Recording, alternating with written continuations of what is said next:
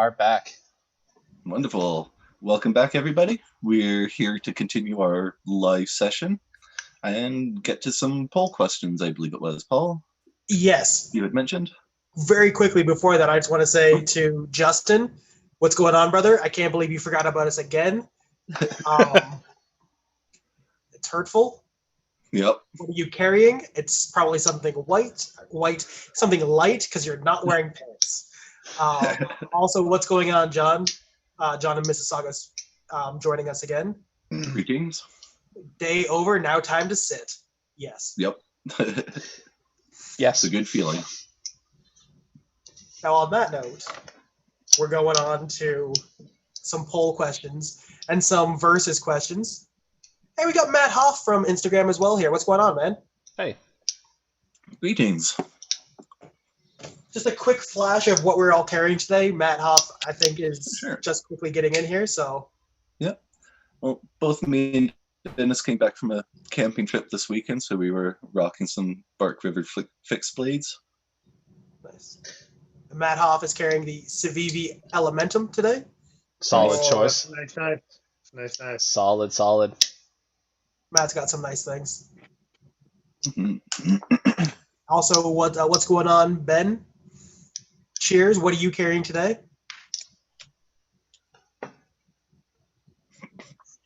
Also, Justin is saying that he carried his new ZT 357 the time he left the house this week. So, very nice. Justin's full hermit, which I appreciate. Yep. And that's a cool Not knife. necessarily a bad thing. Indeed. Yeah, the 357 flew under the radar. Mm-hmm. It's a good little knife. Yeah. Dennis almost bought one, didn't he? It's true. I buy a lot of knives, so I try to refrain from doing that. Right. Ben is also saying that he just got back from camping Awesome. this weekend. Very good. I'm not jealous. Not really. It's a great way to spend a weekend. Yes, very much so. Ben's also carrying the Gerber strong arm. Cool. Hey, yeah. I'm pretty sure I've played with that exact strong arm. Nice. So, yeah. On that note, we're getting to our poll questions. Our versus knife guy versus knife guy, I guess. In some for the cases. most part. Sometimes not the case. Yep. But I guess you can take it away there, Nigel. For sure. For our first round, we bring you Doug Marcaida, armed with a rusty spoon, versus a Sistema Master with the combined chi of the entire world. Oddly enough, Doug won. Surprise! Shocker. The most surprising part about it is that he only got 90% of the vote. Well, Sistema. Yeah, it was 19 votes to 2.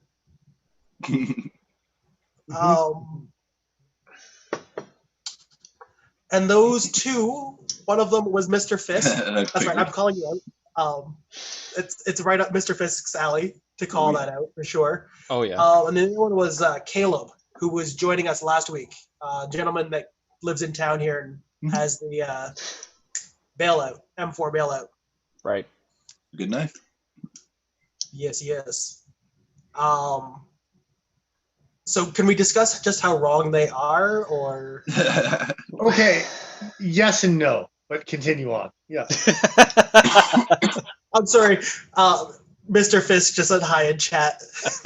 Hey, Mr. Fisk. Hey, man, what are you carrying tonight? Speak of the devil. Exactly, right? How badly do you think Doug Marcaida can hurt a man with a rusty spoon? Okay, so here's the thing. I've got this played out. I've got all of these scenarios played out in my mind. And the reason the Doug Marcaida wins with a rusty spoon is because he runs up to fight him and scratches him with the rusty spoon, but then seriously gets distracted by the rusty spoon because he's in insanity quarantine mode now. and turns the rusty spoon into a puppet. He's playing with the puppet for so long that the Chi Master is trying to focus all his energy until he dies of gangrene. Gangrene or tetanus? Yes, tetanus. Yeah. Gangrene caused by tetanus. Oh. Sure. Yeah. Little column A, little column B. How long do you think it takes to create a spirit bomb and 20 episodes. annihilate? Sorry? 20 episodes. Right. Yeah, exactly.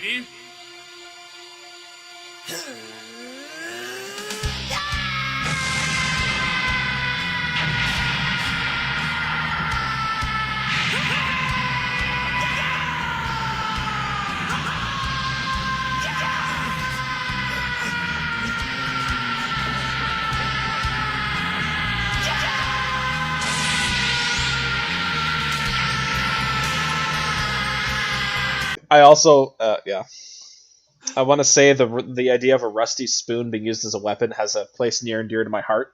One of my more recent D&D campaigns featured a rusty spork of tetanus, and that was actually the enchantment placed on it, was whatever you stabbed immediately had tetanus. It was pretty fantastic. Oh, that's amazing. At the risk of ousting myself and the nerd that I am. That's strike 2, Joe. That's strike 2 right there. You can't strike me for D&D shit. That's the way to strike in my book, Joe. Excellent. Mr. Fix this week is saying he's carrying the large Sabenza, which is not surprising, but it's the Tanto Virgin. Oh. How much would you pay to see that movie, The Tonto Virgin?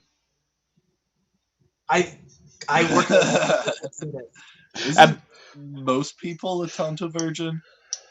Yes. It sounds like it was Google translated and then Google translated back, and that's how you got the title for that movie. Sorry, Paul, to completely derail that. No worries. Just wanted to quickly mention John in Mississauga saying he's carrying the Cold Steel Kiradashi. Same knife as last week. It's the most recent purchase of his, so it's in the pocket until he buys something new and it knocks it out. Yeah, that tends to happen. Yep. What is Matt saying here? I tend to carry new knives for weeks too before swapping them out. Yeah, I am definitely guilty of that. Although weeks can turn into months very easily for me. The problem and then is... I'll end up with a knife in every pocket. I was just going to say, the problem is most people have more than one pocket available, so you end up with way too many knives, and then you got to break that cycle too.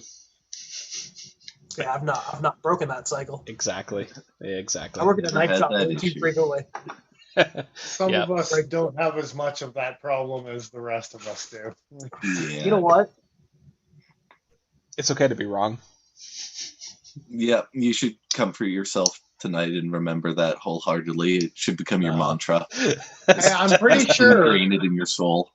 I'm pretty sure that all of my knives love me slightly more because I give them the care and attention they need on a day-to-day basis. Instead of dividing your love up between 5 knives that are all feeling longing for something more. Are you advocating for having a single child instead of multiple kids? Yes. Is that what I'm doing right now? No, but every once in a while you can take that single child, just hang him up in the closet, grab the other one, and then that's what Dennis is advocating. Of course. He wants to be able to have his wives in separate houses so he can visit them as needed, rather than have a harem all in one room getting jealous while they're watching stuff happen. Need to edit in that scene wants to move to Utah. We need to edit in that scene from Futurama where just that's right, I'm a polygamist. I love it even more than I love my 7 wives. That's right, I'm a polygamist. Separate houses. You have to be strategic about that shit. Come on. They don't know about each other. The 2 knives never make eye contact. It's never a thing. They live Somebody's together. going to confirm for me together. I just take them out. Do it. What's that, Paul? Utah. Yes.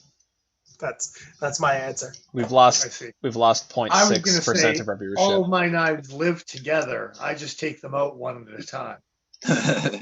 It's nice to Like that one scene from Futurama.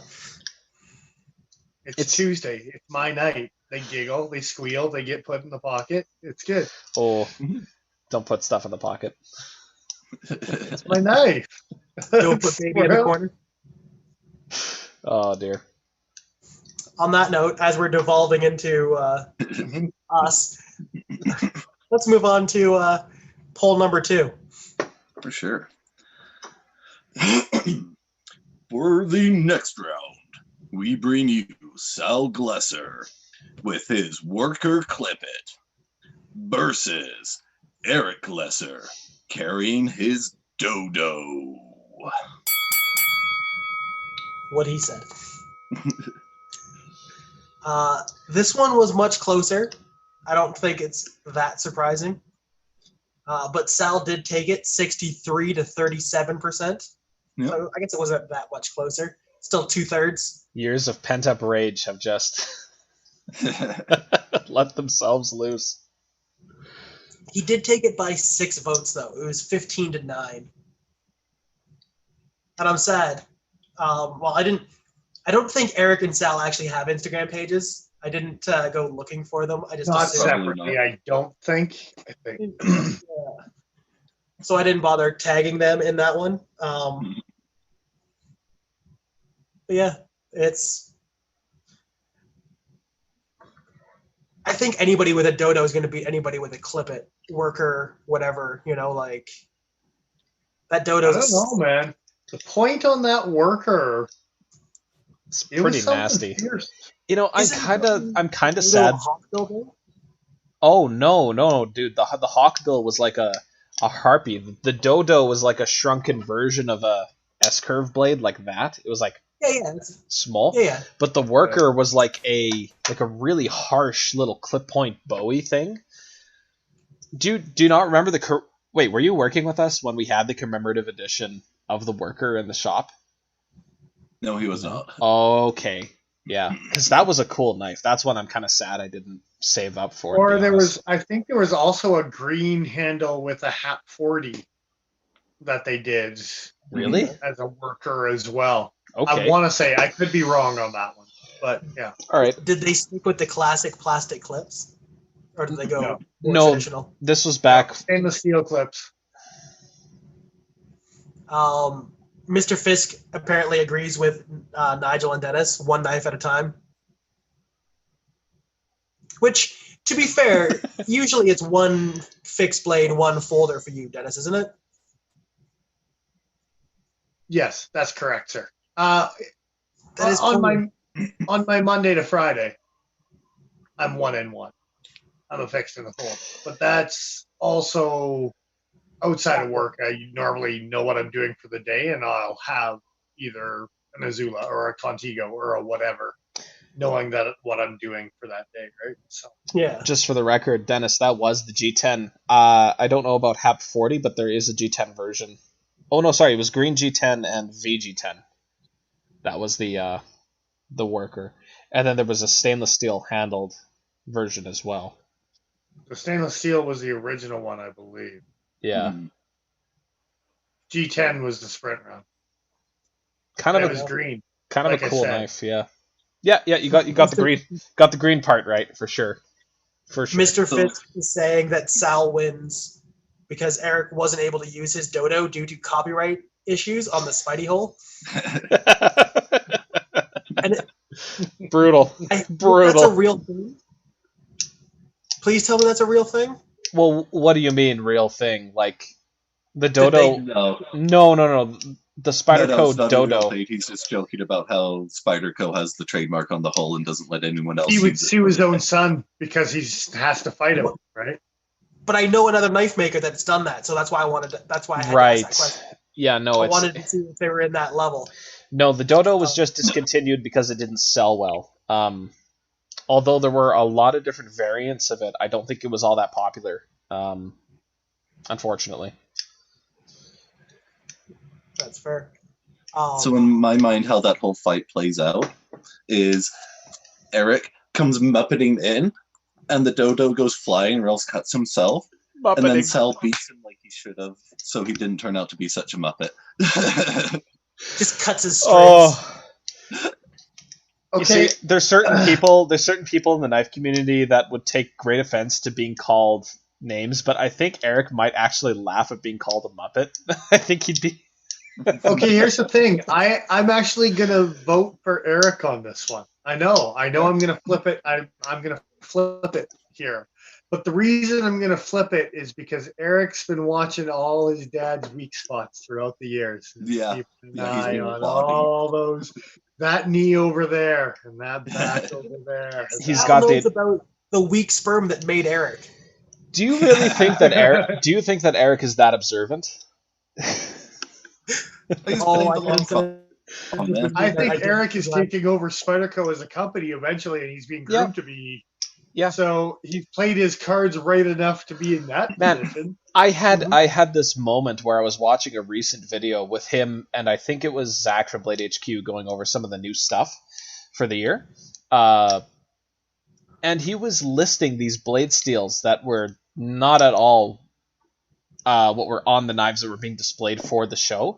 And I thought, Mick, he's just getting all that crap wrong. But then I looked at... That was like the first year that they were pushing him into the limelight. Yes, but this year, when I watched this new video, turned out that Blade HQ was just showing off S30V prototypes, and the steels that he was listing are actually of the spec for what's being shown. So it's like, okay, he does know his stuff. It's just... And then I felt bad, because it's like, I immediately just doubted him, and I felt kind of shitty afterwards. It's like... No, he knows what he's talking about to a degree, right? Now, having said that, I've seen Eric cut himself on a couple times in videos. Yeah. So I guarantee after the fight is over, he's going to be looking down and just blood goes missing a finger. He doesn't know how. He's just missing a pinky. Exactly. Just nothing there. It's like, oh shit. Yeah. Mr. Fisk is saying that Eric always looks like the shrooms just kicked in, which I think is accurate. Well, it's those Muppet eyes. He's an art school grad, I think, isn't he? I mean, it kind of.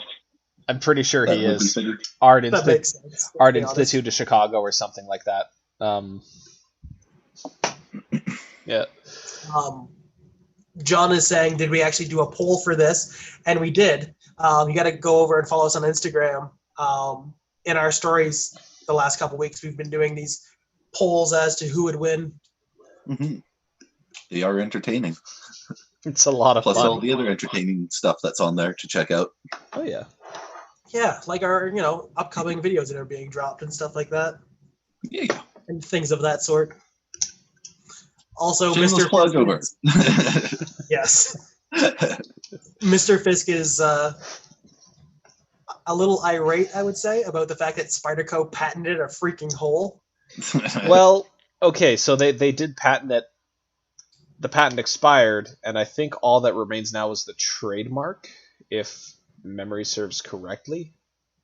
Okay. I don't know if that's true, because I know custom makers that have just released a knife in 2020 that are still using the trademarked hole trademarked permission. Trademarked as opposed to patent. Okay, but with permission from Spyderco, right? Yes. So this isn't necessary to open a knife, but it's trademarked. So a perfectly round opening hole, as opposed to, I have another example here, an irregularly shaped hole, right? And they didn't have the patent on any sort of hole, but now they just have a trademark on the round hole. As far as I'm aware. As far as I'm aware, that is the situation where it's just a trademark now, but it's so iconic for them that I guess the patent office is just like, sure. To play devil's advocate, but it's a hole, a void, a circle of missing material, a la Mr. Fisk just now in chat. Yep. Well, there was... Yes, but it serves a function. They trademark something that doesn't exist. Let's not get too philosophical. That's what he's getting at. Here. Yeah. Do you think Santa Claus was ever trademarked at one point or another? Coca-Cola. Yeah, I was gonna say. That's why he's in red and white, I'm pretty sure. I don't think he always was. I don't know the history on that. That'd be interesting to look into. Yeah, no, Paul's right with that. Really? Huh. Yeah.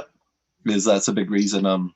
There were some instances of him being in red, but it was usually like Northern Scandinavian, green cloak, fur trim, sort of thing. Nice. I love the fact that we've got a bunch of people in chat explaining to John right now that the poll is under the Pokey Factor account.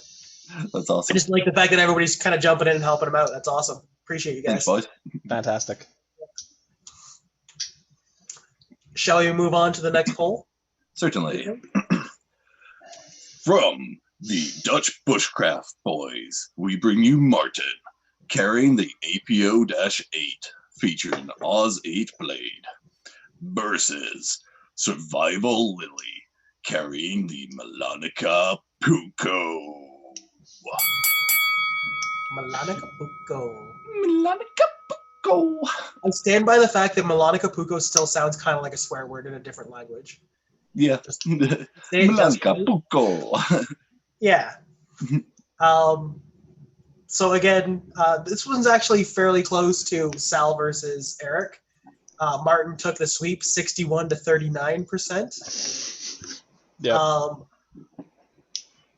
This one was closer than I was expecting it to be honest.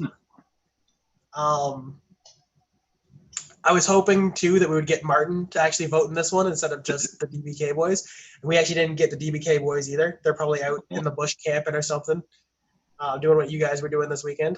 Mm-hmm.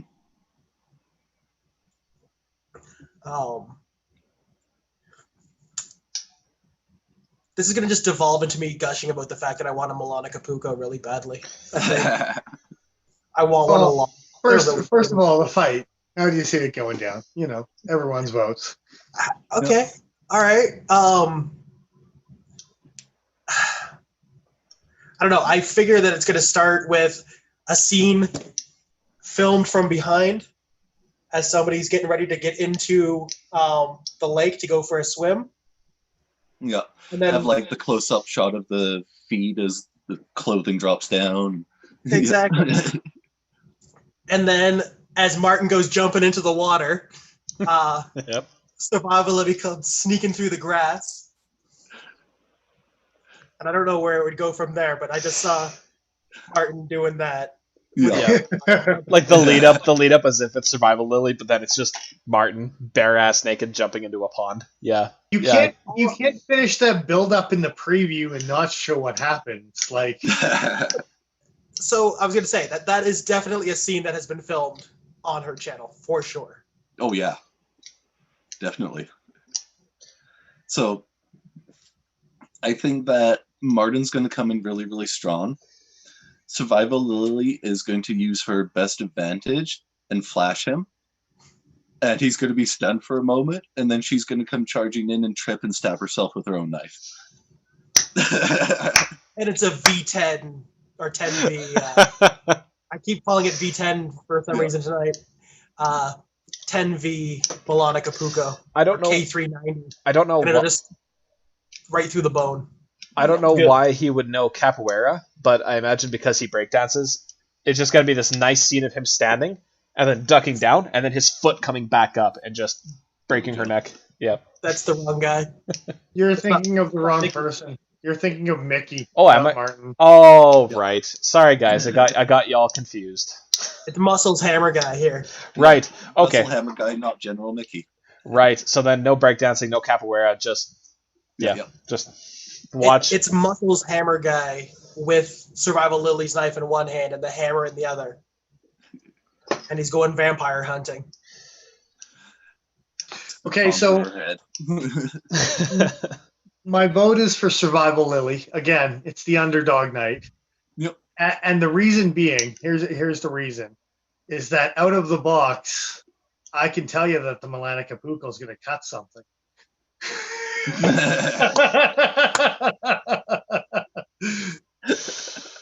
Nice. Oh, something, burn ward, something. Jesus. I don't see a collab happening in the future. No. Not even close. No, not after that. What's that meme? Jesus, dude, you fucking killed her. Like, Okay, who here has played Tekken? oh, Many times. Many It's- times. it's Do you know been a who couple Eddie years. is from Tekken? Eddie? Yes. Eddie was capoeira the guy. capoeira guy in Okay. Tekken.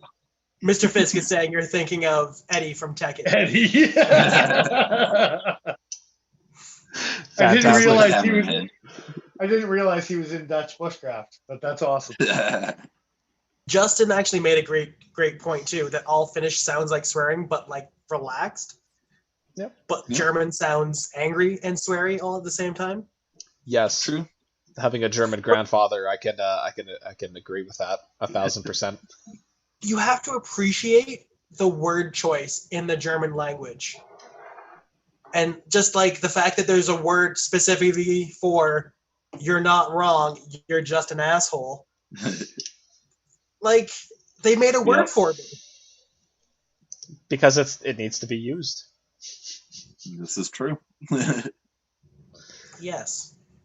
Yes, German is delightful. I like the word for birth control. If you look at the word in German, it's just anti-baby pill. I mean, That's good. It's straightforward. It's I can't beat that. There's nothing I can do that's better than just how literal the Germans are. Indeed. So knives, you say? On that count, we're on to the next one. Certainly. Coming up next, we bring you Medford carrying his favorite Strider blade versus Strider carrying his favorite Medford blade. I don't know what that sound is, but it made it sound very dramatic there. Walking on the floor above me. I see. It's just perfect. It added just a little bit of Tension. Cool. in that case, Strider took this one 54-46. That's Pretty close. That's close. That's really close. 14-12. Oh, I did tag both of them. I'm pretty sure that they actually both voted for themselves, which I appreciated.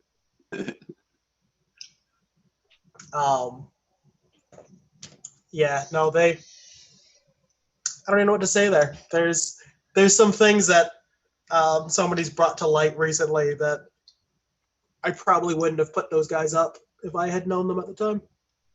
Oh, fair enough. Just controversies.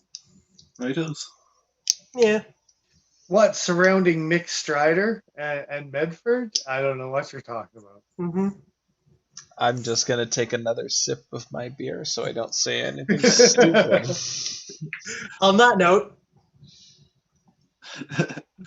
On Who to the would've- next one then. yes, No one wants that shit. Pending zero discussion. I think everybody knows what's going on there, and just Rightos. For our final bout of the evening, we bring you Ernest Emerson versus Hinderer. Rick. Thank you. I was at first just going to say Emerson versus Hinderer, but then I was like, oh yeah, his name's Ernest. And then as soon as I said that, I'm like, fuck, what was Emerson's name? Or Hinderer's name? Oh no. I've done that in school presentations for things. It's like I've really dug a hole for myself. So, who was the big winner? The big winner there was Hinderer with 62% of the vote. 62-38. Oh, it's interesting. That's interesting. Yeah. 25-15 for that one. Really? 25-15. And the most noteworthy one was the fact that Emerson Knife Inc. voted for himself. Of course. Nice. Which, I mean, if I was voted in this, I would also vote for myself, I Oh, think. you don't want to die. No. It depends on who I was up against. It'd be like, no, I'm going down. Doug Marcaida with a rusty spoon. I'm already dead. Yeah. That's fair. That's fair. Hinderer did not vote in this one, but everybody voted in his favor. And I've seen a lot of Hinderer knives, and they look pretty decently built. They look like nice knives. I will admit I haven't learned in depth on the background as far as Rick Hinderer goes. I have heard interviews with him or whatever, but I've heard several interviews with Ernest Emerson, and to put your money against Ernest Emerson is a bold statement. Mm-hmm. The man thinks very strategically on pretty much every aspect of life. Like, I think in people's defense, they just voted for their favorite knife maker in that one. Probably. Yeah. This wasn't a fight to the death anymore. It was just whose knives do you like more? I'm going to be honest. I didn't know a lot of either one of their knives by name because they're not usually knives that I'm thinking about buying myself. Not that there's anything wrong with the knives or anything, but they're just not usually my cup of tea. I think the most famous Hinderer that comes to mind is probably the XM18. Yeah, I knew that one, but I didn't know if the CQC6 is the same knife in the Kershaw model, and if it's still called that under like Emerson. I know they're using his models, but are they using the same model number? I think so for the most part. For ZT and Kershaw, you mean? Yeah. Okay, so Kershaw uses a weird 4-digit number, but they still call the name of them the same name that Ernest calls his. Yeah. So if it's a 4 or it's a 6 or it's a 10, CQC or the whatevers, that's what they call them in Kershaw's thing, but then they call them the 6034 weird numbers to fit Kershaw's catalog, right? Right. So, whereas with ZT, I think they only ever called them, like, this was only ever known as the 620. I don't think it was known as a particular model out of his catalog. No. Yeah. That's fair. The only reason I say that is because in the poll, it's just Emerson versus Hinderer, and it does leave some ambiguity to people just being like, I like him. You didn't give them knives. That was the problem. That's what I'm saying. It's a fist fight to the death. You didn't arm them, and then it's just a bare knuckle fight to the death. Yeah. Yeah. So who wins in that fight? Well, neither one of them are small dudes. Like it's they're similarly aged. Like shit. I'm not sure who would win. So what I'm hearing is it's like a dad fight. Yeah. A tactical dad fight. Tactical dad fight. Yeah. You tell Ernest Emerson that he's got a dad bod. Like it's tactical dad bod. Tactical dad bod. Trademarked? Can we make a T-shirt, please? Tactical dad bod? No. You know who's got the real tactical dad bod? Trezola. Yeah. Yeah. He's got the tactical grandpa bod. Okay, fair enough. But man, you read about that guy. He's done some scary shit. Like Jesus. Yeah, but how old is Bob now? He's not a young man. No, he's not. 70. He turned 70 years old. He's totally a grandpa. Give it time. Yeah. Man. Come on. Yeah. No, I'm not saying you're wrong. I missed a joke that Mr. Fisk made. Birth control in English. CRKT. It's a good meme right there. Ladies. Yep. Yeah. Oh, it's perfect, Joe. I need that picture. Ladies. Can we put you in a fedora? Give you more neck beard? Not in more. Fuck you, buddy. No. Not in high school and not now. Nope. All right. On that note, are we at break number 2 here? Yeah, let's take a break. Yes, we are. It's been 45. Yeah, for sure. So once again, everyone, hang out and refresh your own drinks, because that's what we're going off to do. We will be back shortly with y'all. See you soon.